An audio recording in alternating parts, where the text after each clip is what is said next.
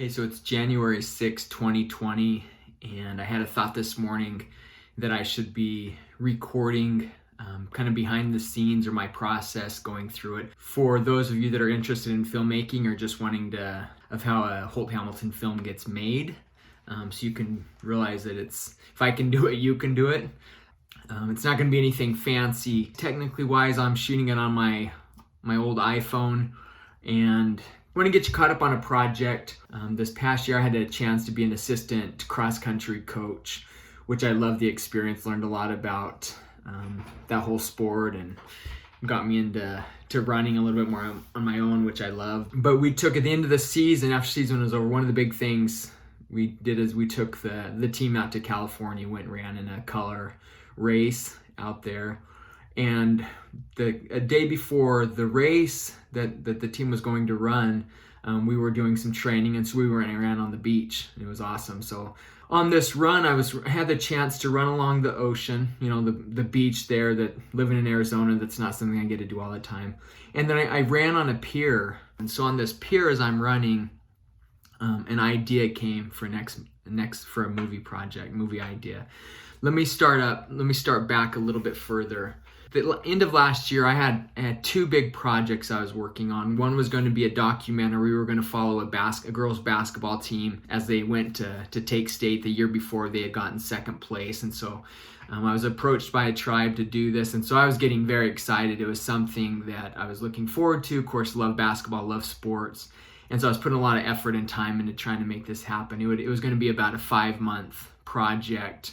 I think it was 53 shooting days. And so I was working on that, and then I had another project with another tribe that would take probably about a month.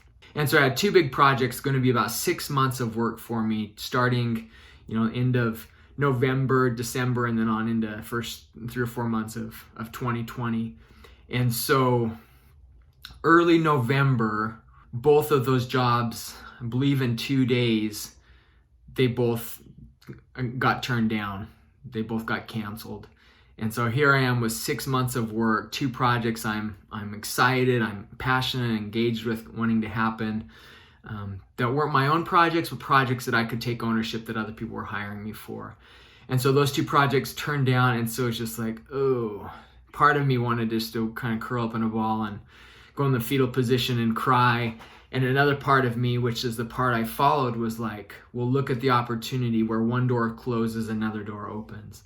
And so I started mentally looking like, okay, I had 6 months of my life that was going to be kind of booked, scheduled. Now that's open. The sky's the limit. Let's go after. We haven't made a movie since 2015, so it's going to be 5 years since we've made a feature film. Feature film is where my passion and true love is at. And my biggest production of any of our 5 feature films, it never broke even. We're still battling one DVD at a time. Trying to break even to pay off our financial partners, our own debt. We were the big people that put up the funds for that and the resources, and so that was a big hit. And so kind of like digging into like, okay, well, I need to come up with a new idea. And that's where I was out in California running on the beach that morning. As I'm doing my running on the pier, I walk around. I noticed there was a really old lady, an Asian lady that was being pushed in a wheelchair.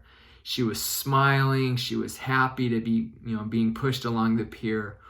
And I'm like, wow, that's kind of probably a normal scenario that people see out here, but I don't see that a lot. And so my mind, that image kind of grabbed my heart. And as I ran, I thought more and more, and came up with the story idea of a Native woman that wants to see the ocean. And the storyline kind of started playing in my mind. And actually the 15th of November, I have my journal here, and so I turned back there. I try to keep a journal. It's a great thing to do for me, is trying to be a writer. It's just write down. The more you write, hopefully the better you get, and things like that. So it says, as I ran my 3 miles, I noticed a man pushing an older lady in a wheelchair along the pier. She seemed very happy and content. And at this point in my mind started to run with a new storyline. And the title at that time it's called Learning to Swim. And it even threw in the tagline is, you are never too old to dream. So day one had a title that I liked, movie tagline that I thought was really solid. I see an old Native woman at an elder center talking about seeing the ocean for first time as a child, but seeing so afraid of the mightiness of it that she never touched the water, which she has regretted to this day. As she shares this story, others at the Elder Center open up and tell how they never have seen the ocean either and how they never learned to swim. Our hero grandma shares the dream of wishing to see the ocean again, and this time being courageous enough to touch the water. The other women like the idea, and soon the motion is set that they will raise the funds to make it to the ocean. A simple story with beautiful people, imagery, and a powerful message of dreams and life. So that kind of in that one day, I remember writing this, just writing that in my journal that day, when those images, that feeling, that emotion, trying to capture that not too long after that happened to me. So importance of journal, because I can go back, reread through that. I'm back in that moment. I'm back feeling those same feelings that I felt while I was doing that and feeling that passion for the story that I have. So the title, Learning to Swim, is what it was. I told my wife that. She kind of rolled her eyes and I'm like, okay, I guess I won't use that one. And so I started to think, so the title of the film is Touch the Water. You know, somebody who's trying to get a dream, you're just trying to reach out. I think of the Michelangelo picture of Adam trying to touch the finger of God, reaching out. Just that image of this, you know, that old woman that wants her dreams to go back to the ocean and this time not be afraid to touch the water, as when she was a little tiny girl, she was too afraid to touch it, but to reach out. So there's a lot of imagery and a lot of motion that I get from that title. If that comes across to an audience or not, I don't know. So we'll see if that title stays the same. But as I write, I have a process that I use. Of course, I use the board behind it, but I keep track, I log. I started to log my time. And so I go back the 15th of November. I said I wrote the idea in a journal. It was about a half hour. The next time I wrote, I expanded story idea in a larger outline. It was the 21st of November, and then it skips to the 3rd of December is when I started to put the cards on the board. And that was a half hour. The 4th of December, I put more cards on the board back here. This is the actual board of Touch the Water. I started writing the script. I spent 2 hours that day. And so I've kept that time all the way through the 2nd of January is when it says I reviewed pages 70 to 77 and wrote pages 78 to 103.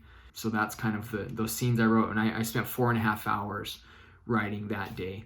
And so from the 15th of November, when that initial idea birthed, I guess, to the 2nd of January when I had my first pass of the first draft of the script.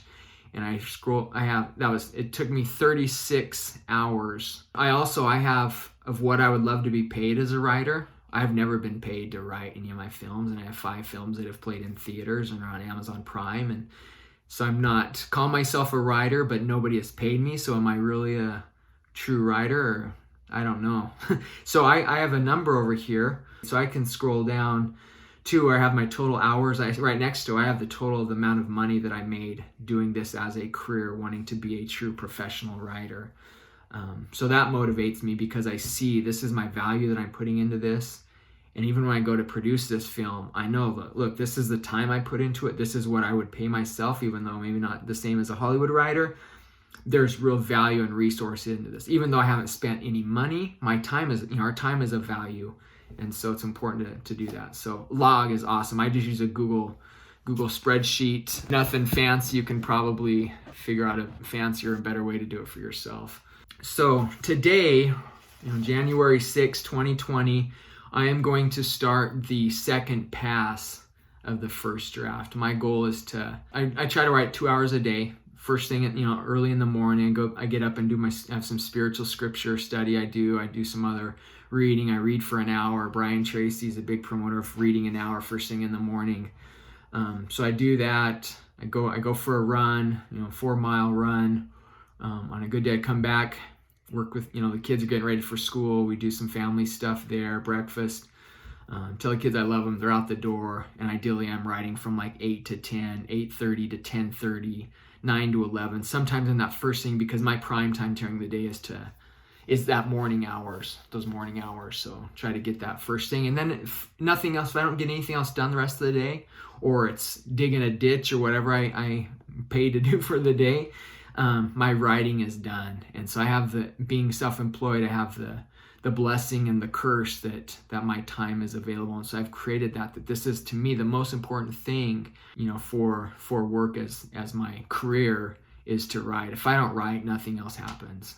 Then I'm at the mercy of somebody else hiring me for a job, somebody else trying to have their job come through. And as I've shared with you, sometimes that doesn't happen. Those jobs are there, and then they disappear. It's, not all of them. Sometimes they go through and they're great, but I'm tired of waiting for others to help my career advance. And so I'm trying to, what can I do on my own?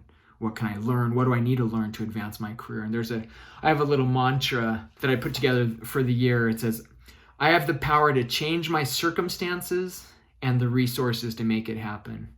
And so this is what I'm kind of read or so say it out loud every day kind of a thing, because I truly, truly believe that somehow will, right now I have the power to change my circumstances, and whatever resources I have the power to use those resources to make it happen. So second draft, I'm starting off, I'm going to go through again with my journal right here, touch the water.